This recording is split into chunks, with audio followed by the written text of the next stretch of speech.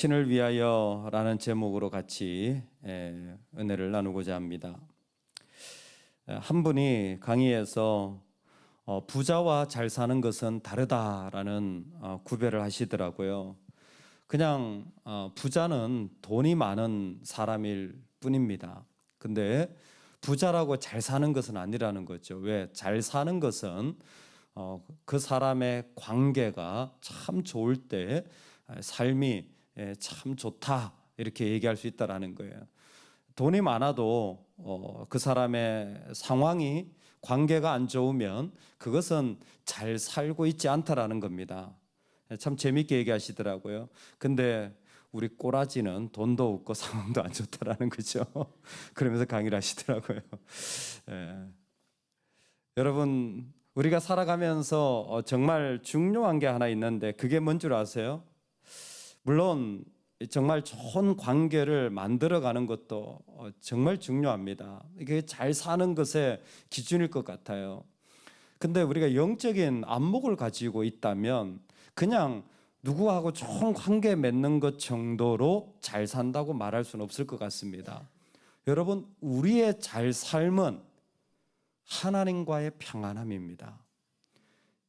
이것을 창세기에는 안식이라고 말해요. 인간이 기본적으로 잘 사는 상태는 안식의 상태입니다. 그 안식은 그냥 내가 평안하다, 내가 논다, 내가 아무것도 안 한다. 그게 안식이 아니죠. 안식은 뭡니까? 하나님과의 샬롬인 거예요. 하나님과의 샬롬이 우리에게 대단히 중요한 잘 사는 기준이 됩니다. 여러분, 잘 사시기를 주의 이름으로 축원합니다.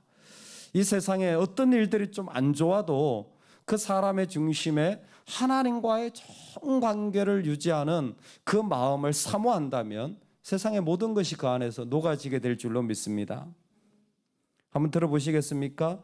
너희가 요단을 건너 너희 하나님 여호와께서 너희에게 기업으로 주시는 땅에 거주하게 될 때, 또는 여호와께서 너희에게 너희의 주위의 모든 대적을 이기게 하시고 너희에게 안식을 주사 너희를 평안히 거주하게 하실 때에, 너희는 너희의 하나님 여호와께서 자기 이름을 두시려고 택하실 그곳으로 내가 명령하는 것을 모두 가지고 갈지니.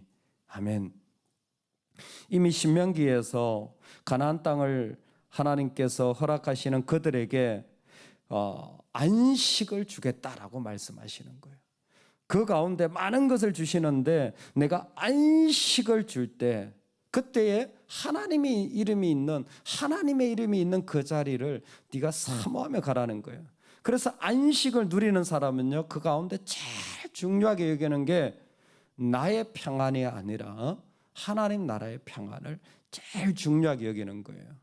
예수님이 제자들에게 똑같은 말씀을 하셨습니다. 얘들아, 너희가 예물을 드리려다가 뭔가 원망 들을 만한 일이 일어나거든. 그대로 예물을 드려라? 아니요. 다 가서 사화하고 화해를 하고 안식을 하고 평안을 누리고 그리고 와서 예물을 드리라는 거예요. 그러면 예물 드리는 게 뭔지 아닙니까? 여러분, 이거는 상황적인 거죠. 갈릴리에서 예루살렘까지 내려오려면 150km를 내려와야 돼요. 걸어서 150km를 예배하러 내려오는 그 중심을 잊지 말라는 거예요. 어떤 상황? 내가 낮아져야 되고 내가 굴복해야 되고 내가 엎드려서 내가 먼저 가야 되는 상황이 화해의 상황이에요. 우리는 다 화해하고 싶지 않아요. 우리는 다 내가 먼저 굴복하고 싶지 않아요. 먼저 내가 손 내밀고 싶지 않아요. 근데 그것보다 더 중요한 마음이 뭐예요? 150km를 걸어서 예배하러 오는 마음을 잊지 말라는 거예요. 그 중심이 세워져야 된다는 겁니다. 즉 그것은 네가 하나님과의 관계를 정말 중요하게 여긴다면, 네가 정말 교회 공동체와 하나님 나라를 중요하게 여긴다면 네가 먼저 가서 앉아서 기다리지 말고 네가 가서 화해하라는 거예요. 오늘 우리가 살아가는 삶의 가장 중요한 자리가 무엇입니까? 하나님의 집이 이 땅에 이루어지는 것입니다. 하나님의 마음이 오늘 우리 가운데 가득한 이 안식이 가득하기를 주의 이름으로 축원합니다. 아멘. 다윗에게 하나님이 주시는 얘기의 핵심은 그것입니다. 다윗아, 내가 너를 위하여 바로 집을 세우겠다. 내가 너를 위하여 집을 세우겠다. 네가 나를 위하여 집을 세우니 성전이죠? 아니야. 내가 너를 위하여 집을 세우겠다. 이게 바로 언약이라는 것입니다. 내가 너를 위하여 집을 세우리라 라는 말씀에 언약이라는 말이 없는데 사무엘하 23장에 가면 다윗은 고백합니다. 하나님이 나와 더불어 영원한 언약을 세우사 만사에 구비하고 견고하게 하셨으니 하나님이 지금 나한테 와서 말씀하시고 나의 집을 세우고 있다는 것을 알았습니다. 그러면 하나님이 나의 집을 세운다는 게 뭡니까? 다시 돌아가는 거예요. 하나님이 나를 견고하게 하고 하나님이 내 삶을 승리하게 하고 하나님이 내 가운데서 구원하시는 그 모든 일들이 뭡니까? 그 모든 일들은 하나님이 나에게 아버지가 되시고 나는 그분의 아들이 되어지는 관계로 들어가는 거예요. 하나님의 절대 주권 그리고 하나님의 무조건적인 은혜, 이 두 가지가 그 하나님과의 샬롬에서 우리에게 주시는 중요한 복의 자리가 되어지는 것입니다. 하나님이 우리를 왕으로도 세우실 수가 있고 하나님이 우리의 집을 지어주실 수도 있고 하나님이 우리의 모든 것을 이루실 수 있는 아버지 되심을 믿고 신뢰하시기를 주의 이름으로 축원합니다. 딸이 아빠를 부르면서 아빠 이것 좀 해주세요. 저것 좀 해주세요. 아들이 아버지에게 와서 아버지 이거 어떻게 해야 돼요? 라고 묻는 것은 지극히 아름다운 관계입니다. 아버지가 있다면 말이에요. 우리에게 하나님이 계시다라는 것은 아버지가 있는 것과 같아요. 아버지가 있다라는 것은 그 안에 어떤 자리에 있든지 그 아버지가 일으키고 세워서 만들어 가시겠다라는 겁니다. 하나님이 우리 삶의 모든 주권을 가지고 계셔서 그 일들을 이루시고 세워 가실 것을 신뢰하시기를 주의 이름으로 축원합니다. 여러분 마음이 좀 답답하면 아버지 하고 부르시기 바랍니다. 좀 어려운 일이 있다면 아버지 하고 부르시기 바랍니다. 그러면 그곳에 계신 하나님이 그 자리를 분명히 붙잡으셔서 세우시고 역사하시는 것입니다. 두 번째로 이 아버지는 어떤 아버지냐면 특별히 이렇게 말씀하세요. 내가 너를 어떤 상황에서도 이제는 버리지 않겠다라는 거예요.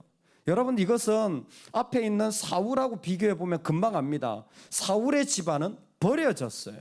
근데 다윗의 집은 다윗이 범죄할지라도 내가 인생 막대기와 그 삶의 채찍으로 내가 너를 때릴 수는 있지만 내가 사람의 매로 너를 때릴 수는 있지만 그러나 그 은총을 빼앗지는 않겠다라는 거예요. 즉 나한테 어려움이 있고 힘듦이 있고 하나님이 나를 징계하셔서 꿀밤을 주실 수는 있지만 그렇다고 내 안에 베푸시는 은혜를 거둬가시는 분은 아니라는 거예요. 여러분 내가 아무리 힘들어도요 뭐가 있어요? 은혜가 있다라는 거예요. 내 안에 아무리 고난이 있어도 이 다윗 언약을 통하여 알 수 있는 것이 무엇이냐면 아버지는 여전히 은혜를 베푸신다라는 것입니다. 할렐루야. 여러분 오늘 우리가 살아가는 삶의 자리가 바로 이곳입니다. 우리에게 정말 어려워도 그곳에는 기본적으로 이제는 버리지 않으신다니까요. 하나님 반드시 은혜를 베푸셔서 우리를 세워가시는 것이 아버지 되신 하나님의 모습입니다. 아니 하나님 어떻게 이렇게 말씀하시지? 내 집과 내 나라가 내 앞에서 영원히 보존되고 다윗을 위하여 집을 세우는데 영원히 보존되고 내 왕위가 영원히 견고하리라. 이상하다. 북이스라엘과 남유다가 722년 587년 망해가지고 나라가 다 망했는데 역사적으로 그렇잖아요. 남유다 북이스라엘이 망했잖아요. 근데 어떻게 영원히 보존됩니까? 한 번 더 도전하기를 원합니다. 여러분 하나님이 나를 위하신다라는 증거가 뭔 줄 아세요? 하나님이 내 아버지가 되시고 그래서 하나님의 절대 주권과 하나님의 무조건적인 은혜가 있다라는 그것의 실제적인 증거가 뭔 줄 아세요? 내가 위기에서 내가 이런 어려움에서 응답받은 그걸 수도 있습니다. 그런데 있잖아, 이미 앞에서 말했어요. 우리가 잘 사는 것은 내가 관계가 좋은 게 아니라 하나님과 샬롬이라 그랬습니다. 그렇죠? 그렇다면 내가 아버지가 계셔서 그분이 정말 나를 세우고 정말 그분이 나에게 은혜를 베푼다라는 증거가 뭐냐면, 내 삶의 어떤 자리를 위해서라도 어떤 모습에서라도 예수님이 기뻐하시는 일들이 일어나면 되는 거예요. 예수님이 기뻐하시는 일들이 난다면 그 사람이 바로 아버지 되신 하나님을 누리고 있는 겁니다. 다윗의 나라는 망해요. 그러나 다윗 언약은 망하지 않습니다. 왜? 새 언약 대신 예수님이 오시거든요. 다윗 왕국은 멸망합니다. 실제로 멸망합니다. 그러나 실제로 그리스도는 그 땅을 통하여서 오시는 거예요. 이게 우리한테 지혜예요. 여러분, 내 집은, 내 건강은, 내 인생은 세상에 보기에 망할 수 있습니다. 그런데 우리의 증거는 무엇이냐면 그게 아니에요. 내 증거는 무엇이냐면, 이야, 예수님을 말할 기회가 생긴 거예요. 내가 예수님을 높일 찬스를 받은 겁니다. 할렐루야. 그게 우리의 믿음의 아버지 되신 증거예요. 세상에 어떤 것을 다 가져다 줘도 내가 정말 누리고자 하는 것은, 내가 예수님을 증거할 수 있다면, 나의 망함 속에서, 나의 어려움 속에서 내가 예수님을 고백할 수 있다면, 이게 우리한테는 바로 아버지 대신 나를 위하시는 하나님을 내가 분명히 누리고 있는 삶이라는 겁니다. 그러므로 오늘 한날을 살아가는 저와 여러분이 주님을 높일 기회를 꼭 누리시기를 주의 이름으로 축원합니다. 여러분, 내가 주님을 고백할 수 있는 기회, 내가 예수님을 그 가운데서 내가 증거할 수 있는 기회를 꼭 놓치지 마시고 그 기회를 누리시기를 주의 이름으로 축원합니다. 반드시 기회가 있습니다. 왜? 아버지 하나님이 우리를 위하시기 때문에. 아버지 하나님이 지금도 우리의 집을 견고케 하시고 우리를 세우시고 우리를 그 가운데서 일으키시기 때문입니다. 다윗 언약을 하신 하나님은 우리의 삶의 상황에서 지금도 우리를 위하여서 우리의 믿음의 집안을, 우리의 믿음의 가문을, 우리의 믿음의 이야기들을 계속 일으켜 나가시는 거예요. 그게 하나님의 약속이에요. 그 하나님이 그렇게 역사하시는 것이 분명하기 때문에 우리는 예수 그리스도를 나눌 기회를 얻는 거예요. 예수님의 영광을 위한 자리를 우리가 분명히 가지게 됩니다. 예수님을 높일 찬스를 분명히 하나님 우리에게 주시는 거예요. 그거 놓치지 마세요. 세상 거 다 뒤로 하고 그 자리에 달려가셔야 돼요. 그거 붙잡으셔야 돼요. 그 자리에 서셔야 돼요. 그게 우리의 말할 수 없는 축복인 거예요. 오늘 하나님의 백성들이 우리를 위하시는 주님, 그 하나님을 누리는 은혜가 있기를 간절히 축원합니다. 아멘.